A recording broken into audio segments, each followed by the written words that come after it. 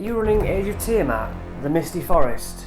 Who is Nerenvain, and what went on in Atland? What will the players learn? How will you run Nerenvain's stronghold and the ensuing dragon fight? That's what I'm looking at here. We know it's a wood elf settlement and it exists on 2 levels. There's a few structures at the bottom based around a monument, an elven monument. And then, like the Ewok village in Star Wars, they're up in the canopy as well by ropes and bridges. They live up in the trees because of orcs staying away from their attacks. Unfortunately, a green dragon came, along with cultists.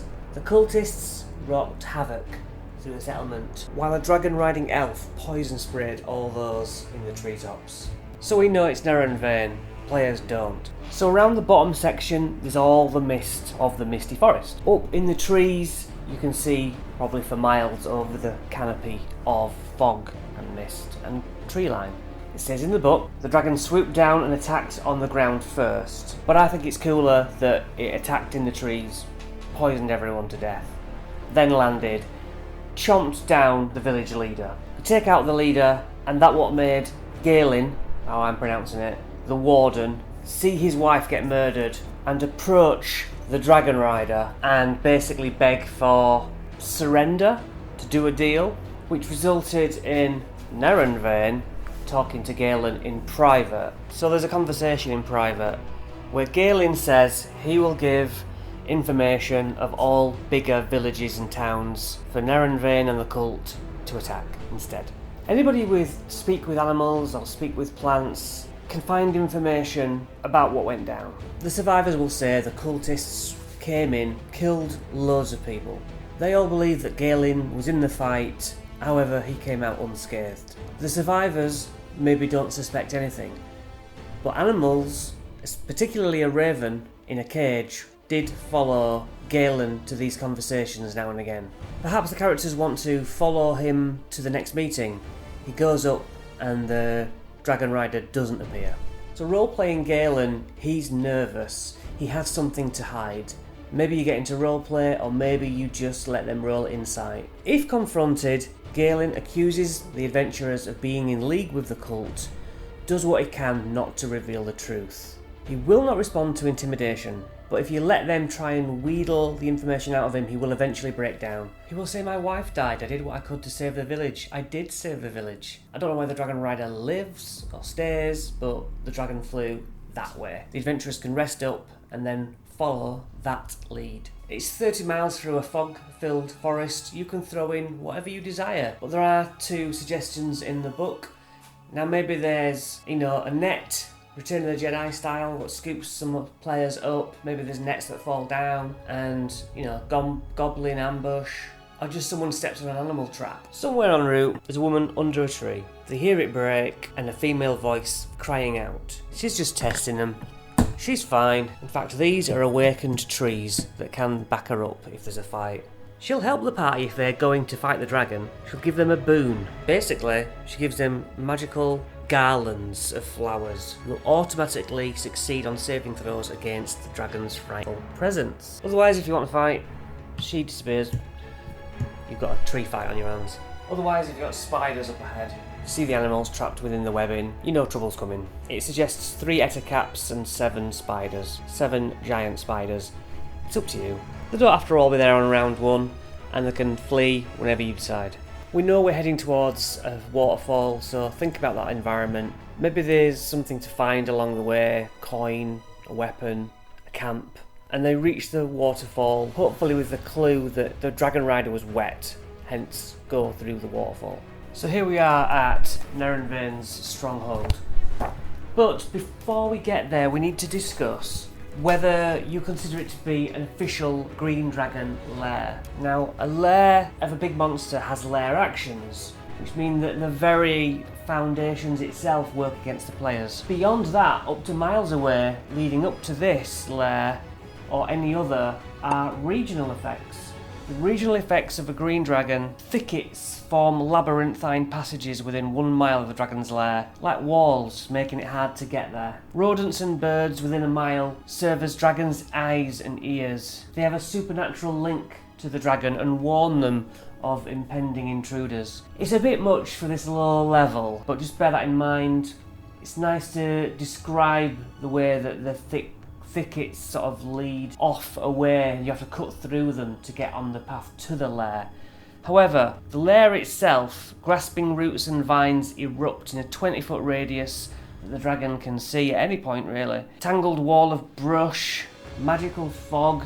If you need to and your dragon is going to die before you want it to, throw something like that in. You're in the lair, you get lair actions against you on initiative 20, almost at the top, depending on what they've rolled. As I get to the mouth of the waterfall, you could choose for it to pounce out and get a surprise attack, get around them and attack from behind. You might want it over and done with, or you don't do that. You allow them to enter, and the dragon already knows they're coming, so he waits on the roof over this number 2, and he's put on some guys to question them, at least stop them coming in and fight there if necessary. Maybe like me, you did away with that and you just wanted a cool fight in here. I think I had him burst out of this water effect. It's unlikely that this secret door will be found, it's stupid. However, they can come in here to be attacked by spiders. Now these are just my 1, 2, 3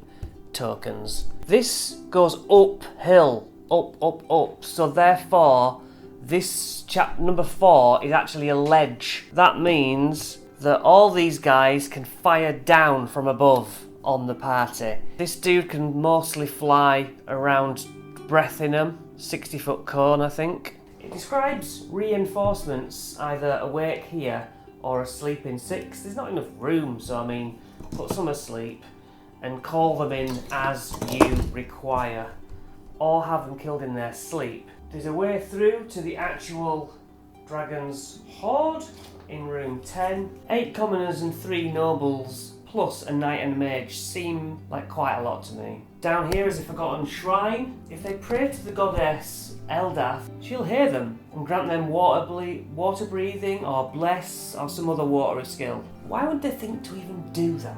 Let's look at the adult green dragon. Now, 18 times 12 plus 90. 306 on a good day. I do full, you might not. You could not particularly bother after maybe 150. Keep counting them roughly and then say, get a feel for what's a good finishing move, or do you want to get a good breath of weapon attack out, or do you want to play perfectly by the numbers? That is up to you. Don't be told otherwise. Remember the special saving throws it gets. Remember it's immune to poison. I think the most important thing is to remember the legendary resistances. You make the save. If it fails, you say it saved 3 times. So if they have the garlands around their neck, the frightful presence will not activate. But that really comes down to if they helped the druid under the tree or not. For my money, I like to get off the first move with a poison breath if possible. This thing for me would have been hanging off the ceiling or burst through water, I suppose, but it does for me it does the breath first. 60-foot cone, maybe 56 damage thereabouts. Drop the legendary actions between after the other player's goes in between. Detect is pretty lame, so you're switching between the tail attack and the wing flap attack, which knocks them over. Its claws are plus 11, its tails plus 11 also. Remember it can fly though, it can fly all over. So I would use its fly movement to, well, poison spread, fly over one end, do something, then fly away. Yes, they can get reactions, opportunity attacks, but bear in mind that the reach of a tail attack is 15 foot. So they're 3 squares away, they can still whack you.